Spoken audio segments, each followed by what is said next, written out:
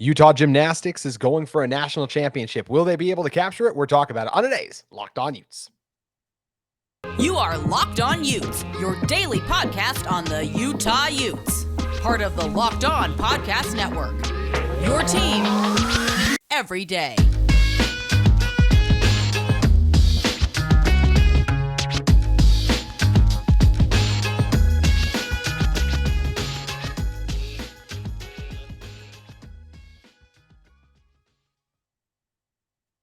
Hello, everyone, and thank you for making Locked On Utes your first listen every single day. We are available on all platforms, including YouTube. My name is Jaedyn Rucker, former intern inside the University of Utah Athletic Department. And on today's show, we're talking all things Utah Gymnastics, taking a little bit of a break from spring football because whenever your team's got a chance to win a national championship, you have to talk about it. And that is exactly what the Utah Gymnastics program has a chance to do. And in order to help me talk about the chances to be able to capture a national championship, it's friend of the show and UteZone contributor Sammy Mora joining us. And Sammy, just in general, when you're talking about does Utah have a real shot to win it? And it's easy to say in terms of, yes, they're in the national championship field. Yes. But you know who else is there is Denver. And Denver, look, Denver, props to them for making it this far, right? But they are the 14th seed. This is kind of like, I think of like whenever you have a Sweet 16 run in basketball, like with St. Peter's last year, the 15 seed, like whenever you get one of those seeds that makes it that far, it's like, oh man, this is an awesome run. They're great to be here.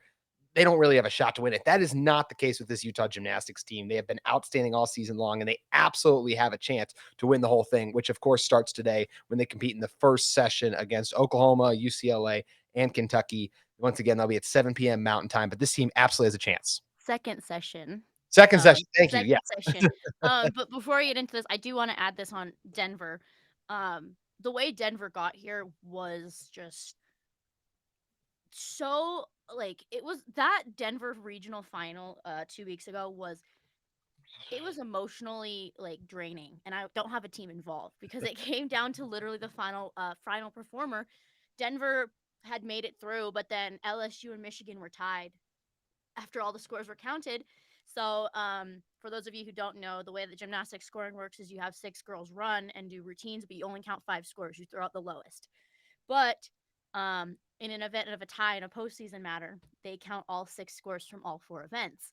So Michigan, who was the national title winner in 2021, lost. They got bounced because they had 4 falls throughout the entire meet.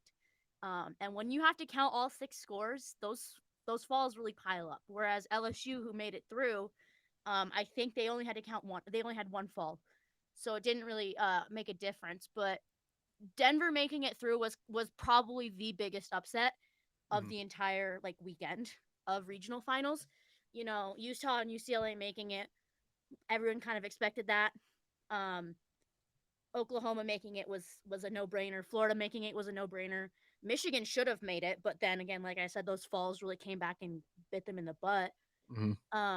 Kentucky, Kentucky's been on the up and up the last couple of years, and I think this was finally the chance for them to make it. Cal has been a very, very, very good program in the Pac-12, and Utah fans know that. Like, Cal will always give you a run for your money. And there's LSU. I already mentioned LSU is they're a top SEC program, probably, in my opinion, number 2, right behind Florida. Yeah. But then like Auburn got bounced in the regional semis with Utah, like in the same session, because they had a complete meltdown on bars. And I think that really shows that, like, as much as people think that gymnastics is a very individual sport, like, it actually is a very team driven sport, because if one girl falls, you have to focus on the other 5 to come through with big scores. Otherwise, you're kind of in a bad place. And for Auburn, that ended their season, because you can't have 3 falls on one event back to back to back, because that's literally what happened. Their first girl fell, second girl fell, third girl fell, and then they just dug themselves into a hole that they could not get out of. But Utah, honestly, Utah always is a contender. Like, finished third 2 years in a row. Third 2 years in a row, and like 10 national titles. The last one was in the 90s, so it's been 20-year drought of not having a title, give or take a couple of years. But Utah's always a contender if you just look at from 47 straight. 47 straight. The only team in the country who has made it every single national title meet. Unbelievable. It's Utah's a perennial program. Like, Mhm. If there were blue bloods for gymnastics, like Utah would be Yes. the Mhm. blue blood. Mhm. And I think that you see that with the girls that Utah recruits, they come in for a specific need and a Mhm. specific purpose. And like Tom is so Utah Gymnastics can be picky with who they take. Mhm. Kind of like how we're seeing Utah football getting to the point now where they can kind of be picky with who Yep. they select. Utah Gymnastics has been in that position for years where they can be picky and they can decide who they want to take and who they don't because they are that team. They are the it girls kind of. Mhm. Obviously Oklahoma, Michigan and Florida have all won titles more recently than Utah, but like if you go back and look legacy-wise, like who's the team that's always been there? Utah. Exactly. Yep. Have they had some national championship meets where they have looked absolutely and utterly atrocious? Yes. I think the biggest of one that comes to my mind is the 2019 season.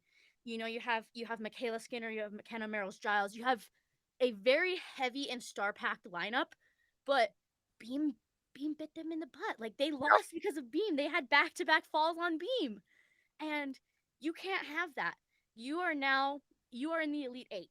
There are 8 teams left. And the top 2 who win in the first session and the top 2 who finish in the second session will move on to that final 4 on the floor. That is what these girls have been working for all Mhm. season, and I think Tom does a fantastic job at preparing these girls for postseason. Mhm. He always says like you would rather have them peak too early than not at all, or you'd rather have them peak later than too early or not at all. Mhm. And I think Utah was the only team to post back-to-back 198s at regionals. A 198 is an elite score. If you're posting 198s back to back, you are a title contender. You are there to win a trophy and take it home. And so I think they've hit their peak at the Mhm. right time. Um, there's been seasons where they've peaked at Pac 12s and then the wheels Yep. have fallen off at nationals. But I think this team, you could see the steam starting to pick up ever since that Oregon State loss. That Arizona meet, like that Oregon State loss was like, I think was the gut check that was needed because I felt like they were kind of coasting at Mhm. that point. But they come into Pac 12s, they're down after the first rotation at Oregon State, and they just put the pedal to the metal and they just dominated. And Mhm. then they cruised for both of their regional sessions in Los Angeles too. Like that's regionals is supposed to challenge you a little bit. Yeah. And the fact that Utah wasn't being challenged very much at regionals, 198s back to back. 198s back to back, you're not being challenged. The only team that scored higher than you was UCLA in one meet. Like that's it. That's so impressive that they're getting there. Also, Mhm. this was the first time that Utah has scored 198 in back-to-back meets since I went back through the schedules all the way back to 1999, and they had never scored back-to-back 198s. So Wow. that's the first time that this has happened this season Mhm. too. So this team has so much star power and potential that they're honestly like they are on the precipice of winning a national title, I think. And like I don't want to like shoot this year down, but if something happens and they fall a little bit short this year, I think honestly next year, looking at the girls they have coming back, looking at the incoming freshmen they have coming in, like honestly, like next year's is a better shot too because you Yep. also have like teams around you like Florida who are losing girls, Oklahoma, Michigan, UCLA. Like you have a lot of teams around you that are in this national title that are going to be completely new looks last year where you guys are still maintaining that core group of gymnasts that has been providing for this team. Yeah, they're in an outstanding position for the future and in the present right now. I like that you brought up star power because we're going to talk about a little bit of that star power the team just got back in a moment. But first, I want to talk to you guys about our friends at Built Bar. Looking for a delicious snack but don't want all the sugar and calories, then you need the best tasting protein bar ever built. You got to try this. If you're like me and you want to make a healthier snack choice but don't want to compromise on taste, then I've got just the thing for you. Built Bars and Built Puffs. Built Bars are healthy and taste amazing. Seriously, they taste so amazing you won't think they're good for you, but you got to try them. What make Built Bars so good? Well, for starters, they're all covered in 100% real chocolate. That's right, real chocolate. I'm not sure how Built does it, but these bars taste like candy bar while maintaining amazing macros. And what's even better is they are healthy, only 130 calories and 4 grams of sugar with a whopping 17 grams of protein. What's nice about Built Bars too now is rather than just go to built.com, you can still do that if you want to order your Built Bars, but you could also head to your local Smith's or Sam's Club to get a box of Built Bars today. So make sure you guys head to your local Smith's or Sam's Club, or just head over to built.com to get a healthy and delicious snack. You guys can thank me later. Sammy, looking back in on the Utah Gymnastics team, Grace McCallum is going to be back. You mentioned the star power a little bit. This is a huge get for this team. You want to be at your best when national championship time rolls around. And because Grace McCallum is going to be here, this Utah team is going to be that much better. Yeah, Grace has been out since February 11th with a hyperextended knee, and just to get her back in any capacity for nationals is huge. I think like the big event that people really we like fans and a lot of media acknowledged that was Utah was missing her most on was vault, but like that vault lineup has really dialed in their stuff the last couple of weeks. So, but reports came out yesterday, Wednesday, from podium training that Grace McCallum was training on not only bars but also on beam, which is Utah fans should be very, very, very happy that Grace was at least warming up on beam.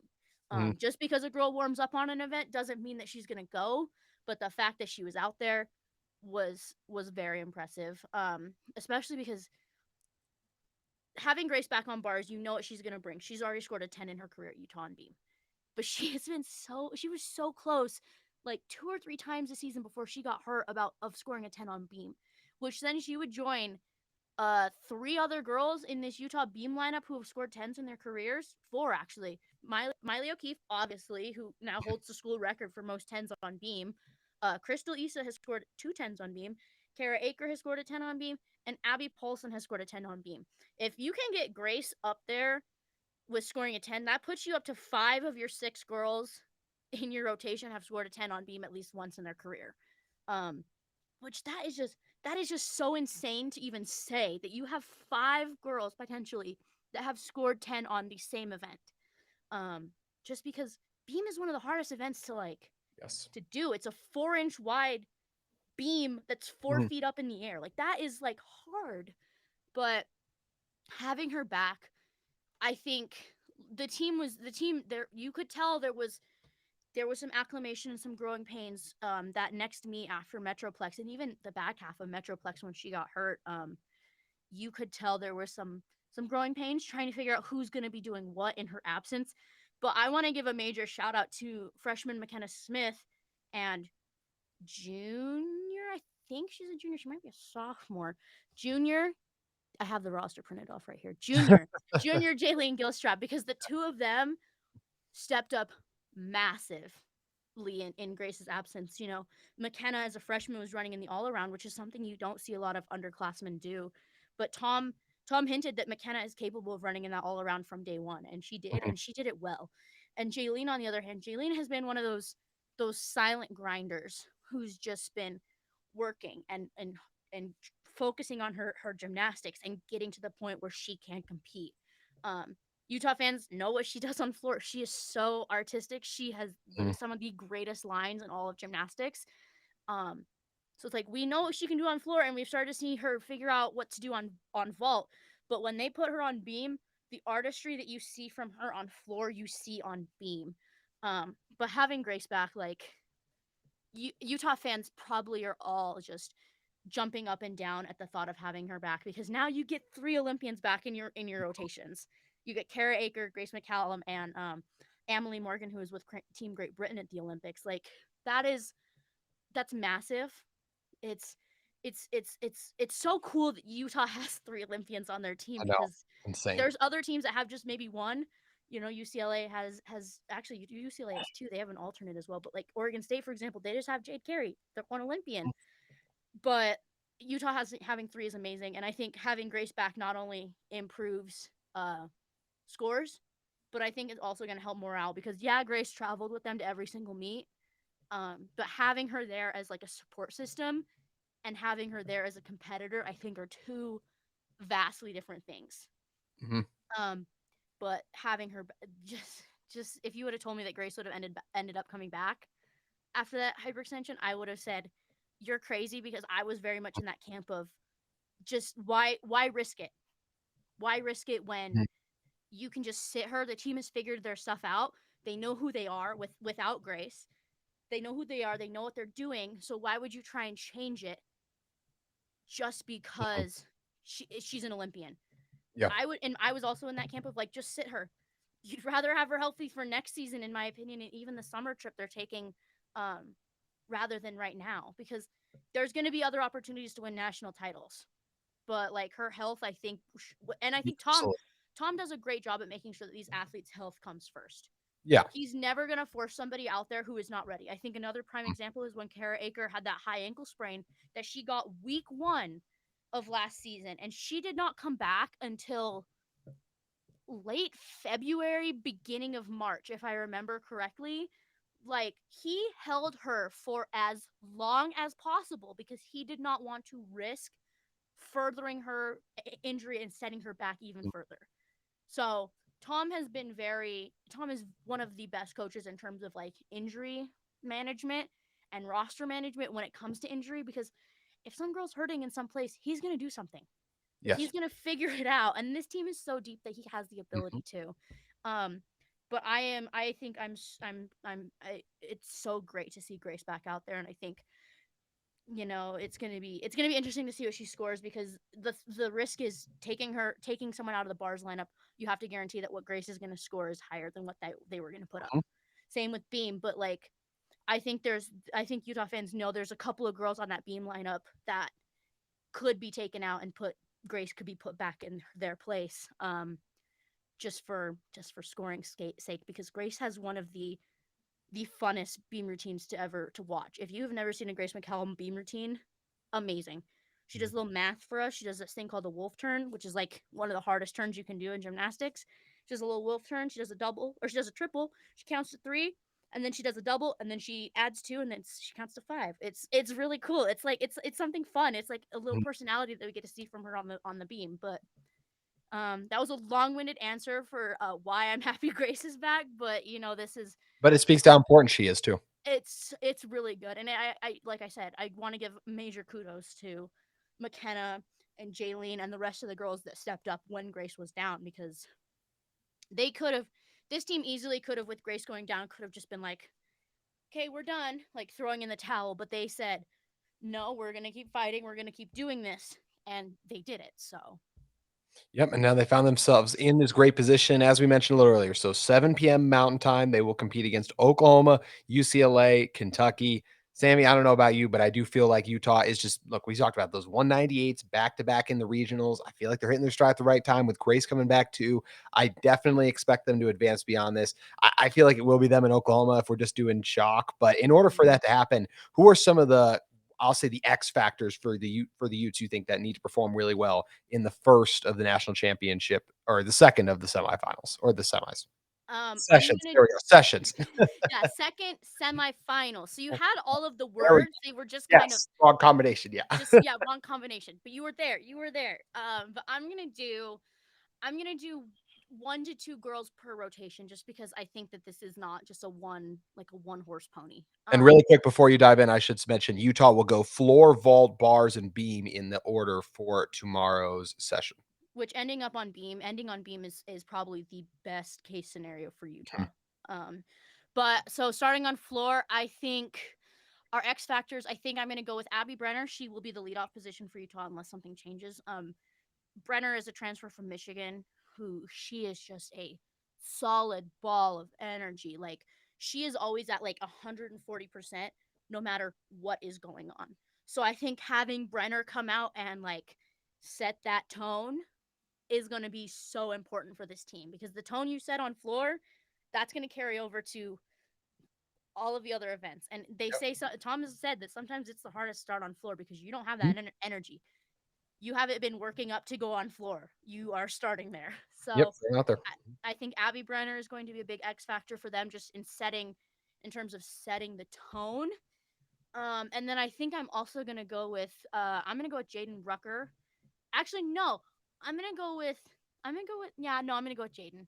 I was debating between Jaedyn and Maile, but I'm gonna go with Jaedyn on this. Postseason queen. I will say this again on a later rotation because that's just how good Jaedyn is. Yes.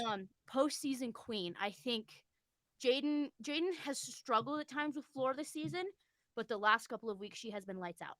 And I think that's huge for this team, especially because where she falls in the lineup, she's not Brenner, she's not a leadoff, but she's not Maile in the anchor. She's like, if I remember correctly, she's the 5, which is like a great position for her to be in because if scoring's tight, she could be the one that busts it open for Maile.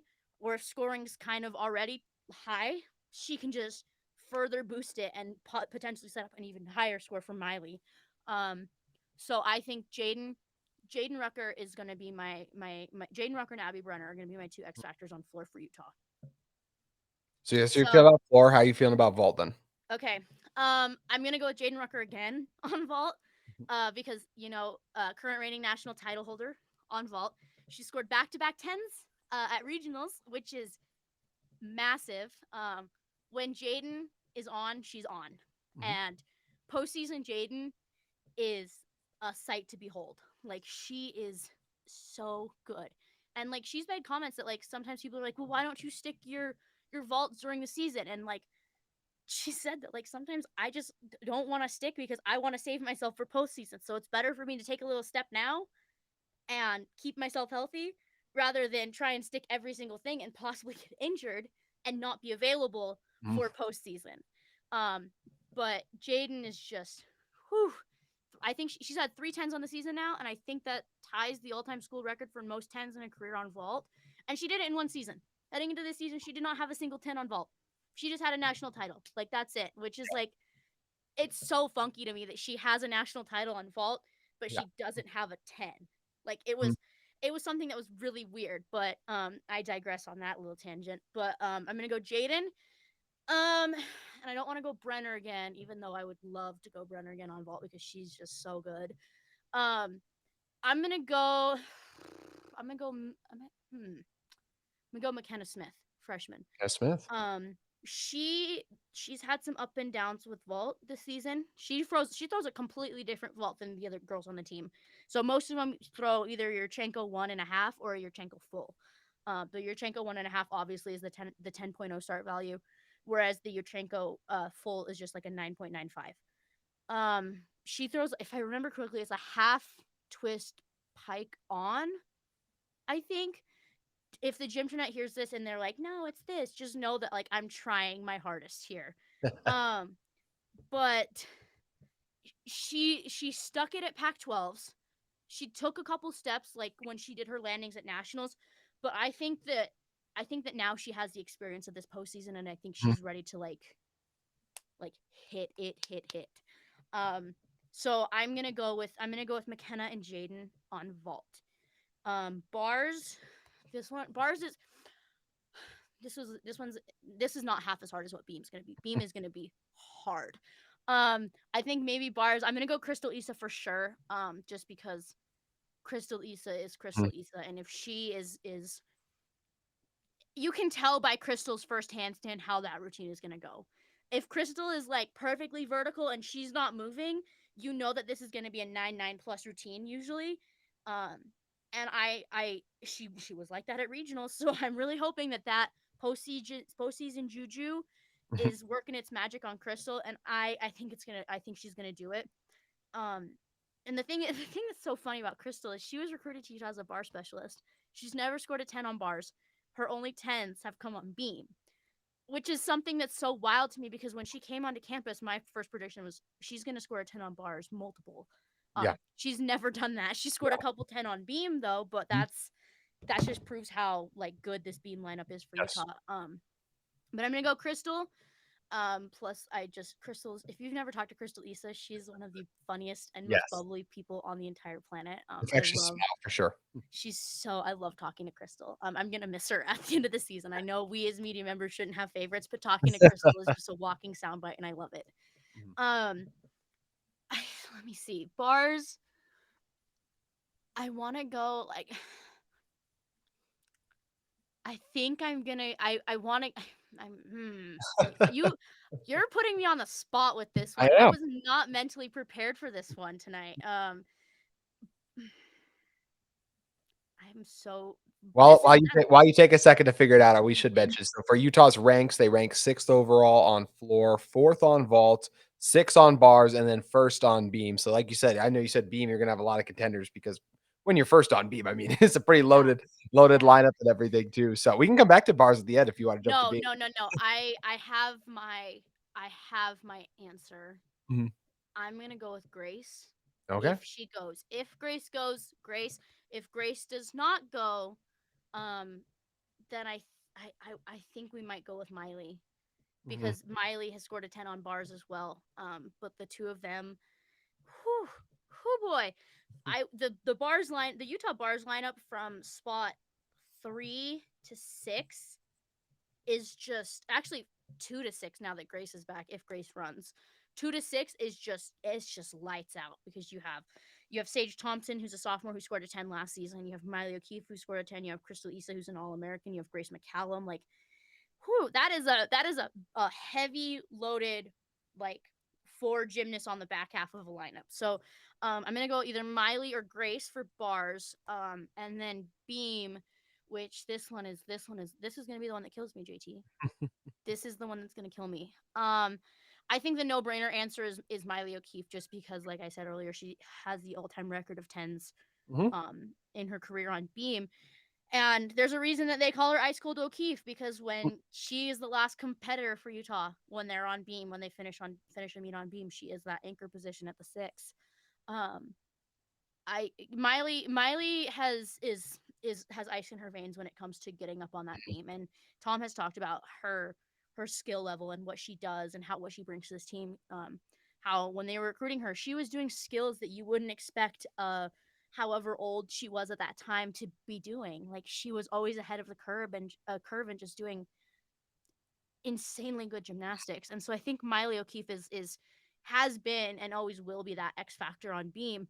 But like I said, that beam lineup is killer. You got Emily Morgan, you got Abby Paulson, you have Kara Aker, you have Grace McCallum if she's back, you got Jalen Gilstrap, you got Maile O'Keefe, you got Wistrcill. Like, that, some teams are lucky to have one good beam worker, and Utah is blessed to be like probably 8 or 9 deep on beam, which Mhm. is just insane to know that we went from losing national championships because of beam to possibly winning it Yeah. on beam. I think that's like a total like Mhm. 180 for this program. Okay, I think I'm gonna go with Kara Aker as my other X factor on beam for Utah. The other Olympian that we have, the other U.S. Olympian, I should say, because there are other Olympians from other countries on the team. But I'm gonna go with Kara. I think Kara missed a couple of weeks due to a concussion. She's so good at what she does. She Mhm. is one of the most magnificent beam workers in the country. She gets up there, and like, you would think she goes fast on beam, which is something that you don't expect someone to do when you're up on that 4-inch wide apparatus. Um, and her acro series is just something that is just a sight to behold, because she just lays it down. Like, it's just perfect. Like, you would expect she adds more onto it, but she just does it so well that it's just and it's done, and it's amazing. So I'm gonna go Kara, just because I'm a big Kara Aker fan, especially on beam. And her at the 5 is great lineup working from Carly Dockendorf, the beam coach. Amazing. You start out with Emily Morgan. You start out pretty good. You put in Abby Paulson. You put in Wistrcill. You put in Grace McCallum wherever they decide to put her in this lineup if she goes. But then you have that back half of that back 3 of Issa, Aker, and O'Keefe Mhm. is amazing. You got 3 potential 10s right in a row. I tried to count that out, but I was a little off on that one, so I apologize. Which Um, that's a heck of a way to punctuate it, obviously, if you can get 3 tens in a row like that. oh, well, Utah had back-to-back 10s against Minnesota last year. Um, they scored back-to-back 10s on bars. Sage Thompson and Maile O'Keefe did back-to-back. Then it was either the same meet or another meet that they almost had back-to-back 10s on beam too. It's like, what the heck are they Mhm. feeding these girls? Like, they're Yeah. like insane, and it's just whew, just great all around, especially on beam. I love a Utah Beam team moment. So It's a loaded lineup. I mean, all the way around, each rotation is loaded with talent, and it's why when we're looking at it, does we already said Utah has a chance to win the whole thing. If we're making predictions, which I'm going to do, and I'll ask you for yours in a second as well. I think this Utah team does come away with a national championship. I think they're peaking at the right time. I think when you look at Grace McCallum coming back in the fold, you look at the leadership that Jaedyn Rucker has provided, along with Maile O'Keefe too. Coach Farden, I think this team is ready. I think it's been so long since the last national championship, as we talked about, since Beck 95 was the last time, which is crazy when you've made 47 straight, as we mentioned. Look, and that happens a lot, right? I mean, we mentioned Blue Bloods earlier. We talk about Kentucky basketball. They've oh won yeah, one since the yeah. 2000s. Like that is it. So it's so hard to still win one, even when you do get to this point and get there. But I do think this is the year they get it done. I think Coach Farden and his squad will be hoisting that trophy off a dominant performance on each rotation, especially on beam. Because as you mentioned, Sammy, I just think we're going to see those back-to-back tens at some point, get the crowd on their feet, and it's just going to be a special day for the Utes as they will come home with their 11th national championship. Um, Scoring is also going to be a little bit harder this week Mhm. because 6 judges. So fans are used to the 2 during the regular season, so it's 2 during the regular season. Then it gets bumped to 4 for conference championships and regionals, and then you get up to 6. So you're gonna get a lot of funky numbers this time. You're not gonna get like the straight cut like 995s. You're gonna get a lot of like 9965s, and like it's gonna be funky numbers. So just like bear that in mind, people, when you're like looking at these scores. You're gonna be like, how did they get that? 6 judges. That's how. But here's the thing. Top 2 and you're through is what I keep telling people, especially with this one, because people are worried about the semifinal for Utah. To be fair, I'm a little nervous about the semifinal for Utah. The Yeah, draw Utah got was probably the toughest. You have Michigan, or not Michigan, you have Oklahoma and UCLA. it's top Utah five. has Yeah, Utah has beat UCLA 3 times this season already. You beat them head to head in the regular season, you beat them in the Pac-12 championship, and then you beat them at regional finals. So can you do 4? I think you can. Utah has been the more consistent of the 2 teams, I think. Just looking at like each event, like UCLA has had struggles the last couple of weeks on bars, which is weird considering their new head coach Janelle McDonald was a bars coach at Cal. Yeah. Whatever. They were really hot to start the season, but then they've really tapered off this last little bit. And then on the other side, like vault, they were, I'm gonna be blunt, they were very crappy on vault for the majority of the season. But they've had 2 really good weeks of back-to-back back-to-back vaults. Um, Beam, they're a little bit under Utah. They can get the jitters at times, and then they let it show in their gymnastics. But Mhm. one thing is for sure, UCLA knows how to do floor routines. There is a reason that UCLA is one of the top teams in the country on floor, because they are just, not only is there great tumbling aspects, but there is great like music, personality, the dance aspects are great, like all around amazing for UCLA. If you beat UCLA, then I think you're fine.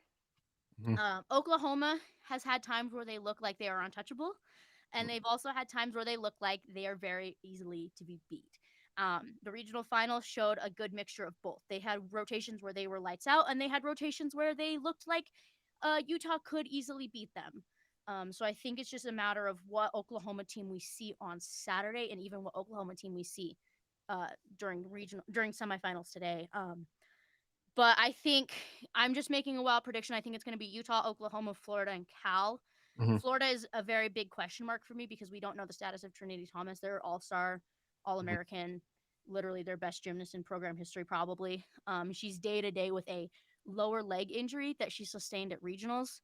Um, so if Trinity goes, but here's the thing: she was only warming up on bars Mhm. on podium, which kind of shows the same aspect of Grace. Like, you're probably a little bit worried that she's like might still be a little bit dinged up, and she didn't compete in the regional final for Florida, and at times they did not look good. They were a very young team outside of Trinity and a couple of other girls. Um, so if Trinity does not go, I honestly think there could be an upset in that early regional. Um, I don't want to say Denver, but I honestly think Denver is having a Mhm. really good postseason. They have the Yeah, Big heck of a 12. run to make it to the Final Four after being Yeah. 14. Well, But they that's have possible, like you well said. they have the Big 12 Gymnast of the Year in Yeah. Jessica Hutchinson at Denver, and Lindsey Brown is amazing. I think she's on either her 5th or her 6th year. She's had a lot of injuries through her career, but Lindsey Brown is if you want to watch good gymnastics, like Lindsey Brown, like she's so good at what she does, but it's like spelled, it's like Zee is like how she Yeah. spells her like the last little bit of her name. So if you're looking her up and you can't find her, that's why. Um, but like if I'm making like if I'm calling upsets, Florida will get bounced, and it's gonna be Cal, Denver. Because wait, I'm blanking. Who's in that early session? Who's the fourth team? It's It Florida, is, as you Cal, mentioned, Cal, LSU, Denver, LSU, and LSU. Yes. LSU. Actually, I'm gonna switch this. I'm gonna do LSU. I'm gonna do LSU and Cal. So I think it's gonna be LSU, Cal, Utah, Oklahoma at Nationals. Um, Utah has beat LSU. Utah has beat Cal twice. The only team they have not beat is Oklahoma, and they lost to Oklahoma early in the season. Mhm. The Utah team that lost to Oklahoma week 2 or week 3 Mhm. is not And it the was on same. the road. And on It the was road. on the road in Norman. Mhm. First road meet of the season, but the Utah team that lost to Oklahoma is a vastly different team than the Utah team we're seeing Yes. now. They have built a lot of confidence. They have trusted their gymnastics. They have trusted their processes. They've trusted everything, which is their team motto this year: trust. Um, and so I think the only team that is standing in Utah's way is Oklahoma. And if Mhm. something happens at semifinals and Utah and UCLA prevail and Oklahoma is sent home, then I think the path, and Florida gets sent home, let's say, that path for Utah just became exponentially easier. Exponentially easier, because even though UCLA was ranked 4 heading into this, uh, Utah has been the better team by far all the times they've faced off this year. Um, and Cal has been up and down. LSU has had the injury bug bad this year. Like Mhm. they got to a point where they had like I think 7 or 8 girls out with injuries, which on a roster of 15, that's like a lot. Um, I say that as if people don't know that like 7 out of 15 is not a lot of people missing. But yeah, it's just if we're pulling upsets, uh, I think Utah does have a really good chance of winning this. That's the short answer of this very long-winded answer. Utah looks like the best team overall at this point. They have no weaknesses in my opinion at this point, whereas Oklahoma has had a case of the falls on beam, which is a killer in All it this. takes is 2 falls on one. All it takes is one fall, Even honestly, one, you're right, even if one. you're really thinking about it, because if your first girl falls, you are forced to count the back 5. Yeah. So, and like Oklahoma and Utah are both teams where if they score lower on one event than they anticipate, they can make it up somewhere else. But that's not something you want to have to be relying on.